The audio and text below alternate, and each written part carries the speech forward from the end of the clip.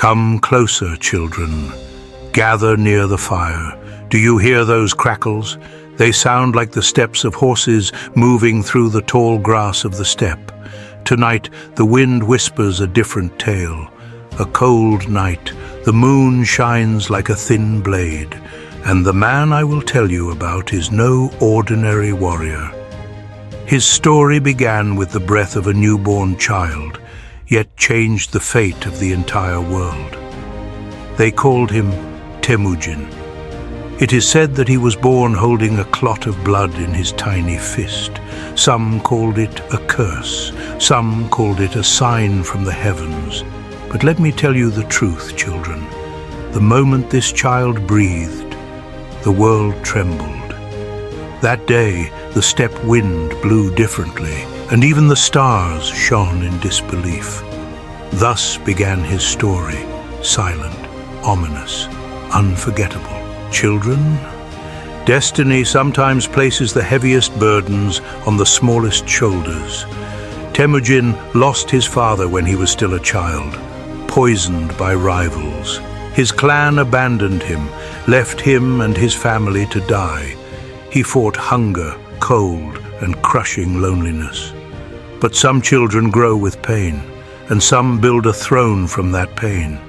Picture a starving boy alone in the vast steppe, yet in his eyes something else burns, a determination not to survive the world, but to change it. That day, Temujin gritted his teeth for the first time.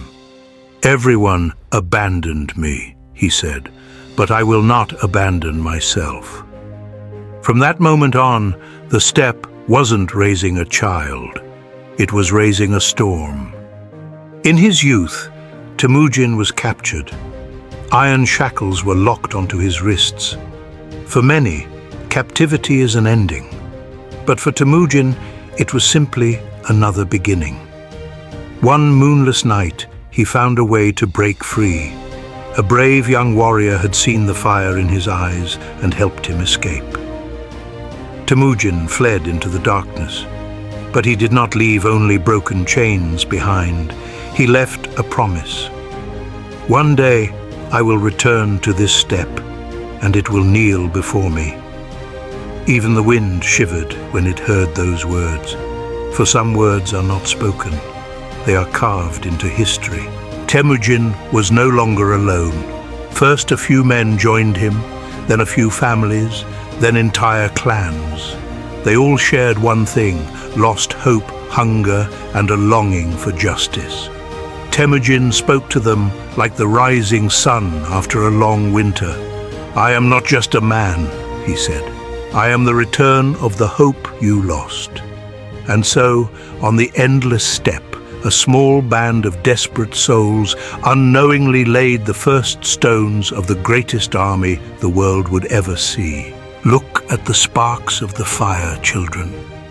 For Temujin's first victories were like these sparks, small yet scorching. The Tatars, the Merkits, the Taichi-Ut, all fell before him. But Temujin did more than win battles. He built a new order. "Follow me," he said, "for with you I will build a new world."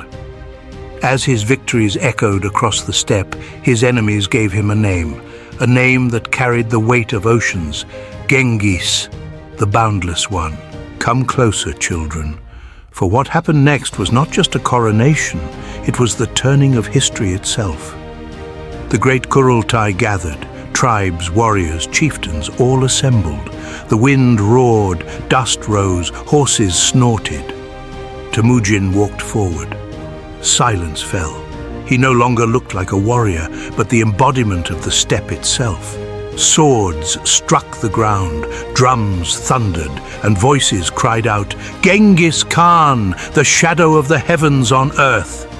And in that moment, children, the world trembled, because the child of the steppe had become the fate of nations. Genghis Khan was now the master of an empire, and the storm he had become marched eastward. China's grand cities, towering walls, wealthy fortresses, all crumbled before him. But he did more than conquer. He gathered scholars, he organized the people, he made taxes fair.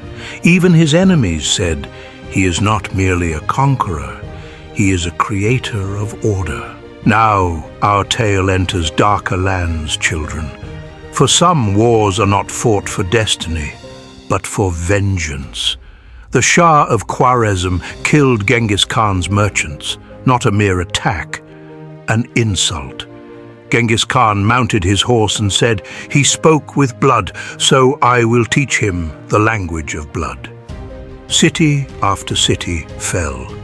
The wrath of an emperor burned an entire realm. Genghis Khan's greatest war was not against his enemies, but against the turmoil within his own family. His sons fought among themselves. Ambition clouded their hearts. Several nights he sat alone in his tent and silent tears fell.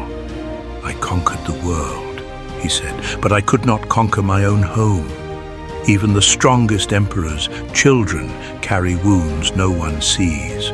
The fire crackles softly now, children, for we have reached the end. Before his death, Genghis Khan stood alone in the steppe. The wind danced through his hair, horses cried out in the horizon. "I am leaving," he said, "but the steppe will remain, and my name will ride with its winds forever." And so it was. His body returned to the earth, but his name echoed like thunder through the ages. For some men, children, continue walking across worlds long after they die.